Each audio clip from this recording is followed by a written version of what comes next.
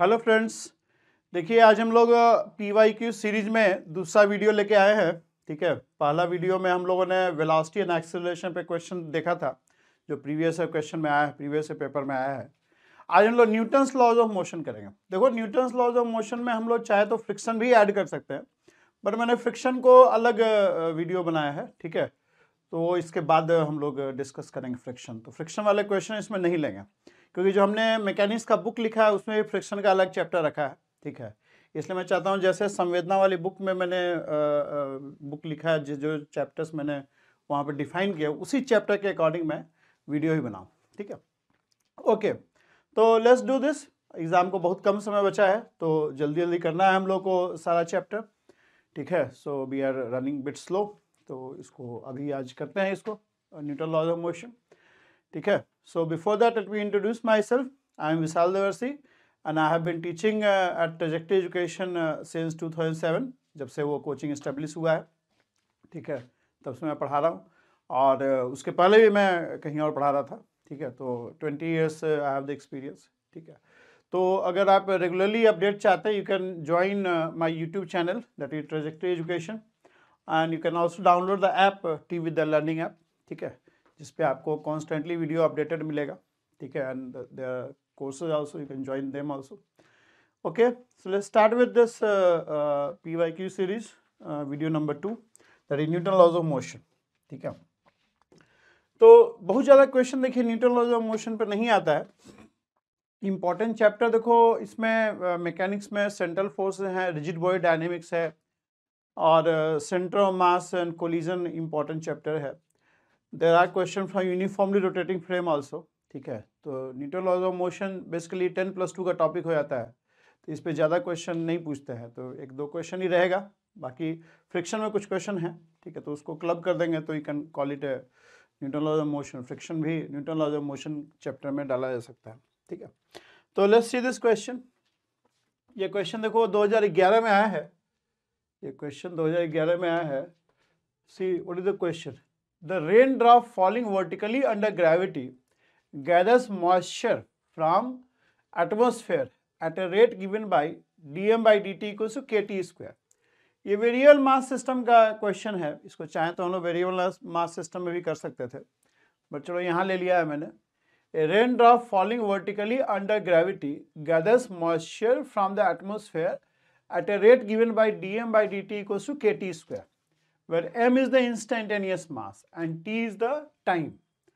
मतलब rain drop जैसे जैसे गिर रहा है वो एटमॉस्फेयर में जो मॉइस्चर है उसको गेन कर रहा है, तो उसका मास बढ़ रहा है, उसका मास जो है बढ़ रहा है।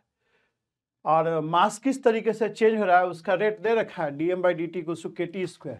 ठीक है, अच्छा, इक्वेशन ऑफ मोशन भी दे रखा है रेन ड्रॉप का, mdv/dt plus v dm/dt equals to mg। तो क्लियर है, मतलब हम लोग को पता है Newton's second law. Newton second law is basically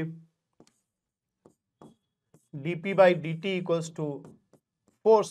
ठीक है, तो अगर p को हम mv लिखते हैं तो यहाँ पे ये dp/dt कन्वर्ट हो जाएगा dm/dt इंटू v प्लस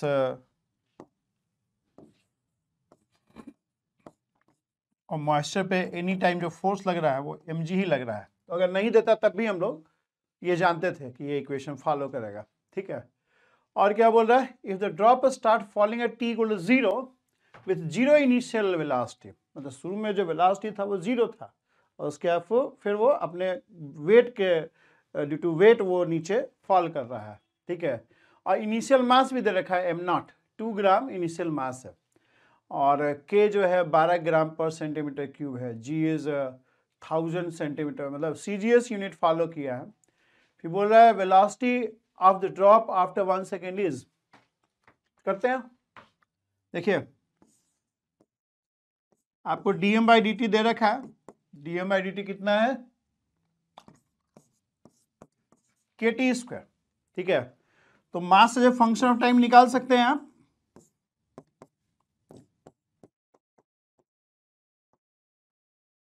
ठीक है, मान लो टाइम t इक्वल टू 0 पे मास जो है 2 ग्राम है, तो सपोज करो टाइम t पे मास सपोज करो m ग्राम है। ये क्या हो जाएगा m माइनस 2 और ये हो जाएगा, मतलब इंटीग्रेट करेंगे तो m बाहर आएगा, उस पर लिमिट पुट कर दीजिए। तो एट टाइम t m है and at time t equal 0 2 है, यहाँ 0 टाइम पे 2 ग्राम मास है। हम लोग इस सीजीएस यूनिट में ही वर्क कर रहे हैं, ठीक है। तो हम कह सकते हैं कि m as a function of time is 2 plus this, ठीक है। आपको क्या निकालना है, वेलोसिटी निकालना है, velocity after 1 second, velocity after 1 second. शुरू में नीचे वेलोसिटी 0 था, तो आपको, तो हम लोग इस इक्वेशन का यूज करेंगे। dv बाई डी टी यहाँ दिया हुआ है, आपको क्या लिखा हुआ है, m dv by D T, m instantaneous मास है, प्लस v, और dm बाई डी टी क्या है, v dm by D T आपका kt स्क्वायर है, इक्वल्स टू mg। अच्छा, m का वैल्यू भी पुट कर लो, पहले तो m को डिवाइड कर दो, सबसे बढ़िया है। m को आप डिवाइड कर दोगे, क्या आ जाएगा,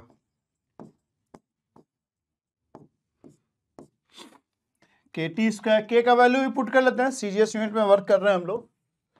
k का वैल्यू आपका है 12, यहां पुट कर लो वैल्यू k का, 12t स्क्वायर, और m क्या है जी, यहां ही पुट कर लो, 12 होगा तो ये क्या आ जाएगा 40 क्यूब, k को 12 पुट कर लेंगे ना, ठीक है।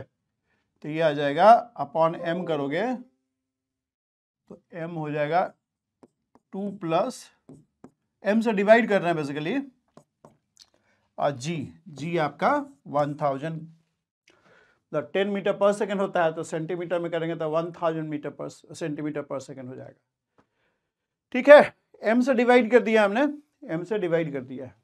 अच्छा, v भी है। अब ये क्या है, ये linear equation of first order है। Linear equation of first order होता है dy by D X plus P Y, इसको हम लोग बोलते हैं linear equation of first order, where p and q are the function of x alone और constant. इसको हम लोग बोलते हैं linear equation of first order, इसको हम लोग linear equation of first order बोलते हैं, ठीक है। ये भी लीनियर इक्वेशन फेमस है, आपको जानना चाहिए, आपको जानना चाहिए। और ये कैसे सॉल्व होता है वो भी हमारे को बताते हैं आपको, इसलिए हम डिटेल में बता दें ताकि मान लो कोई पीछे नहीं पढ़ा है और सिर्फ यही वीडियो देख रहा है, उसको पता होना चाहिए कि सब कैसे आ रहा है। देखो, इंटीग्रेटिंग फैक्टर से हम लोग गुना करते हैं। इंटीग्रेटिंग फैक्टर क्या होता है, इंटीग्रेटिंग फैक्टर वो टर्म होता है जिससे गुना करने पे डिफरेंशियल इक्वेशन जो है इंटीग्रेबल हो जाता है, दोनों साइड इंटीग्रेबल हो जाता है। तो अगर इससे गुना कर दोगे आप,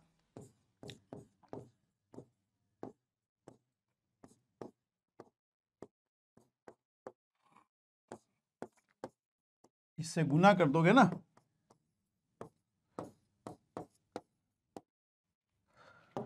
तो उस केस में तुम्हारा, अब ये लेफ्ट हैंड साइड को तुम ऐसे लिख सकते हो,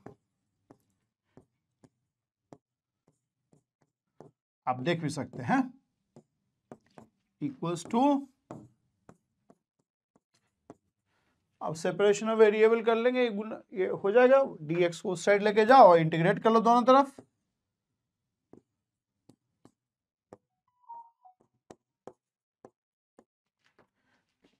इक्वल्स टू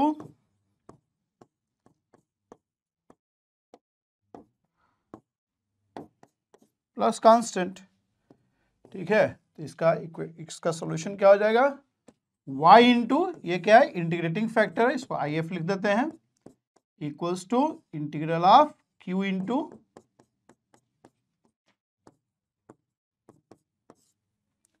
ये आपका। तो ये बीच का स्टेप याद करने की जरूरत नहीं है, बस ये हम बताएं कैसे आता है, आप ये याद कर लेंगे, ठीक है, ये याद कर लेंगे, इसी को यहाँ पे यूज कर लेंगे हम लोग, यहाँ पे हम लोग इसी को यूज कर लिया जाए, ठीक है। यहाँ पे इंटीग्रेटिंग फैक्टर क्या हो जाएगा, ये आपका हो गया P, ये P हो गया, I हो गया Q, ठीक है। तो P dx करेंगे तो क्या मिलेगा जी?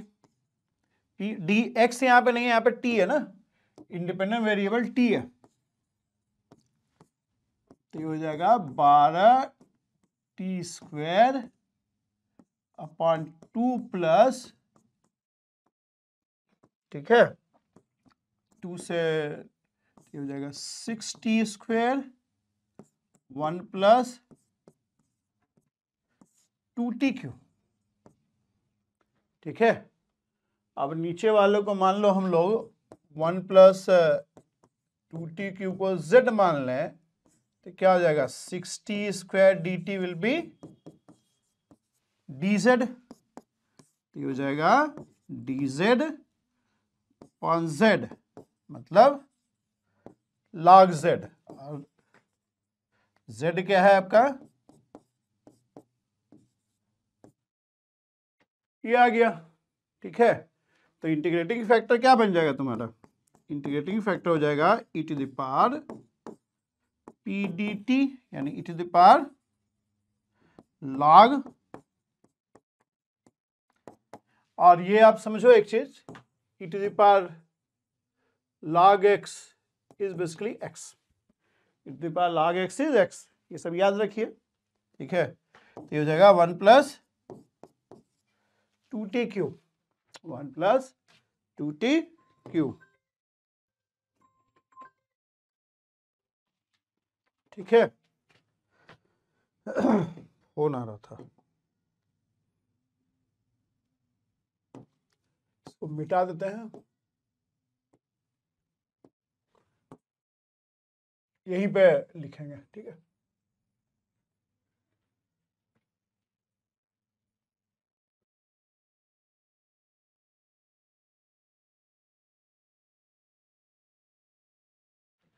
यहीं पे कर लेते हैं तो दिखेगा। तो ये हो जाएगा v into integrating factor 1 plus 2t³ equals to integral, ये यूज करो, q क्या है? 1000, और इंटीग्रेटिंग फैक्टर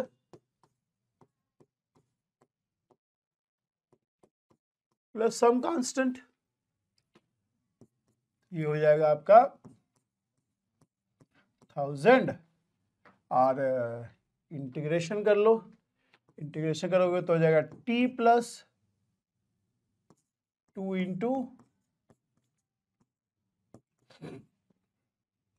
दैट मीन्स जो velocity as a function of time आ जाएगा दैट विल बी 1000 और t plus t4/2 upon plus c upon, ठीक। अब ये कांस्टेंट इवेल्युएट हो जाएगा आपका एट t इक्वल 0, वेलोसिटी 0 है, दे रखा है आपको, नीचे वेलोसिटी 0 है, तो यहाँ 0 पुट करो, यहाँ t इक्वल 0 पुट करो, यहाँ भी t इक्वल 0 पुट करो, तो यहाँ से क्या आ जाएगा? यहाँ से आ जाएगा c इक्वल 0, मतलब velocity as a function of time जो रहेगा वो आएगा 1000 t प्लस t4/2 प्लस, ठीक। अब 1 सेकंड में निकाल सकते हो आप, t इक्वल 1 सेकंड पे क्या हो जाएगा? 1 सेकंड पे ये वैल्यू न्यूमरेटर में हो जाएगा 1 प्लस 1/2, मतलब 3/2, ये कितना हो जाएगा जी? 3/2, और ये 3, मतलब 1/2 एक तरह से हो गया, नहीं 1/4, 3 कट जाएगा, 1/2, यस 1/2 हो जाएगा, ठीक है। 1 सेकंड पे ही पूछा है ना आपसे।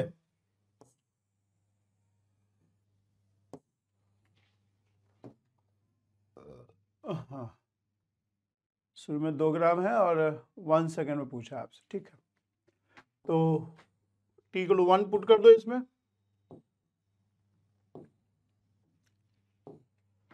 हाँ ठीक है, t इक्वल 1 सेकंड पुट कर दीजिए, 1 प्लस 2 3/2 एंड दिस इज 3, तो 1/2 इसलिए 500 सेंटीमीटर पर सेकंड, ठीक है। 500 सेंटीमीटर पर सेकेंड आंसर हो जाएगा तुम्हारा। इट विल बी 500 मीटर पर सेकेंड।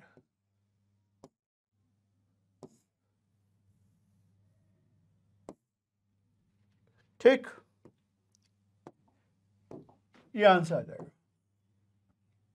ठीक है, तो ये तो हम थोड़ा एक्सप्लेन कर रहे थे इसलिए टाइम लग गया, मतलब आप तो जल्दी जल्दी करोगे ना, ये सब चीज़ थोड़ी पढ़ा, हम तो टीचर हैं तो ये सब पढ़ा रहे हैं। ठीक है, ओके। MSQ पे एक क्वेश्चन आया है, वो देख लेते हैं। एक्चुअल क्वेश्चन है, Newton's laws of motion, MSQ मतलब more than one correct, more than one correct, 2019 में आया है। Newton's laws of motion, Maxwell equations are both invariant under Lorentz transformation. देखिए मैक्सवेल इक्वेशन तो इनवेरिएंट होता है लॉरेंस ट्रांसफॉर्मेशन में, लेकिन न्यूटन्स लॉज नहीं होता है, तभी आइंस्टाइन थ्योरी का जरूरत पड़ा हम लोग को। ठीक है, तभी स्पेशल थ्योरी रिलेटिविटी आइंस्टाइन का बना ना, क्योंकि वहाँ पे फेलियर हो रहा था। तो पहला तो गलत है। Newton's laws of motion and Maxwell equation both are invariant under Galilean transformation. Newton laws is invariant under Galilean transformation, लेकिन मैक्सवेल इक्वेशन इनवेरिएंट नहीं है। Maxwell equation is not invariant under Galilean transformation, तो B भी गलत है आपका। Newton laws of motion is invariant under Galilean transformation, Maxwell equations are invariant under Lorentz. हाँ ये सही है, सी आंसर आपका सही है, C is correct. Newton laws of motion are invariant under Lorentz transformation, नहीं, ये गलत, ये गलत है, उल्टा बोल रहा है। तो सी आंसर सही है इसका। ठीक है, सी आंसर सही है। ठीक है, तो ये दो क्वेश्चन दिखा हमको जो न्यूटन लॉज पे आया है। ठीक है, प्रीवियस पेपर में पहले के 2015 के पहले तो देखो सब्जेक्टिव क्वेश्चन आते थे, तो वो डिस्कस नहीं कर रहे हैं अभी उतना बहुत रिलेवेंट नहीं है अभी एग्जाम के 10 दिन 20 दिन पहले। ऐसे तो करना चाहिए कॉन्सेप्ट बनाने के लिए, बट अभी लास्ट मोमेंट वो रिलेवेंट नहीं है। ठीक है, तो ये दो क्वेश्चन, बाकी क्वेश्चन फ्रिक्शन में रहेगा, फ्रिक्शन में क्वेश्चन आया है, 5-6 क्वेश्चन फ्रिक्शन में भी आया है, वो करेंगे नेक्स्ट वीडियो में। ठीक है, so let's stop over here. Thank you very much, and you subscribe my channel Trajectory Education. ठीक है, okay, thank you.